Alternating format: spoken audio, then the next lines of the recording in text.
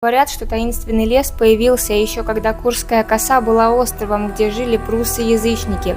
Они верили в божественную силу деревьев и поклонялись им. Прусы не пускали на остров людей другой веры, однако сделали исключение для девушки-христианки, в чьей лодке не было ничего, кроме арфы. Она так красиво играла, что ее оставили обучать игре на арфе местных девочек. Со временем жители острова полюбили Придинию, так звали девушку, а местный князь Бартий захотел на ней жениться. Но Придиния сказала, что выйдет замуж за Бартия только если тот примет христианство. Князь ответил, что девушка должна доказать, что ее невидимый бог сильнее могущественных сосен в лесу. Придиния начала играть на арфе, а деревья стали танцевать. Когда игра стихла, сосны застыли в незавершенных па. Князь принял христианство, сыграли свадьбу, а поселение около леса назвали в честь княгини Придин.